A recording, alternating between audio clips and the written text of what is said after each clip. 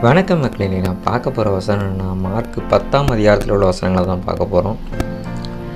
ஆகிலும் ஆதியிலே மனுஷரை சிருஷ்டித்த தேவன் அவர்களை ஆணும் பெண்ணுமாக உண்டாக்கினார். இது நிமித்தம் புருஷனானவன் தன் தகப்பனையும் தாயையும் விட்டு தன் மனைவியோடே சேர்ந்திருப்பான். ஆதியில் தேவன் எப்படி உண்டாக்குறான்? ஆணும் பெண்ணுமா அந்த உலகத்தை உருவாக்குறாரு. புருஷனான, அதாவது நம்ம திருமணம் ஆன பிறகு புருஷனானவன் தன் தகப்பனையும் தாயையும் விட்டு தன் மனைவியோடு இசைந்திருக்கணுமா. அவர்கள் இருவரும் ஒரே மாம்சமாயிருப்பார்கள்.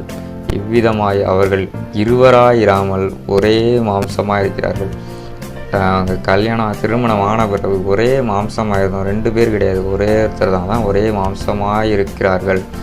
ஆகையால் தேவன் இணைத்ததை மனுஷன் பிரிக்காதிருக்க கடவன் என்றார். கடவுள் நம்மளை ஆலயத்தில் வச்சு நம்ம திருமணத்தில் இணைக்கும் போது அந்த திருமணம் இடையில பிரிஞ்சு போகக்கூடாது. நம்ம ஆயுள் காலம் உள்ள வரைக்கும் கணவன் மனைவி ஒன்றா சேர்ந்து இருக்கணும். அப்படி தான் அந்த வசனங்கள் நம்மளை வளர்த்துருது.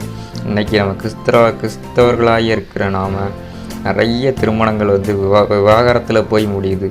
அப்படி முடியக்கூடாது. நம்மளுக்குள்ளே எவ்வளவு தான் பிரச்சனைகள், குடும்பத்தில் பிரச்சனைகள் இருக்க தான் செய்யும். அது நம்ம சால்வ் பண்ணணும். நம்ம கடவுள்கிட்ட ஜெபம் பண்ணி நம்ம 2 மனைவியும் கணவனுமாக இணைந்து இருக்கணும். நம்ம அதான் சொல்கிறாங்க, இந்த தேவன் இணைத்ததை மனுஷன் பிரிக்காதிருக்க கடவன். நம்ம பிரிக்கிறதுக்கு நம்ம உரிமையே கிடையாது. கணவன் மனைவியை விட்டு பிரிஞ்சு போகிறதோ, மனைவி கணவனை விட்டு பிரிஞ்சு போகிறதோ நம்மளுக்கு எந்த உரிமையும் கிடையாது. கடவுள் இணைச்சதை நம்ம பிரித்தா அது பெரிய பாவம், நம்மளுக்கு அது சாபமாக முடியும்.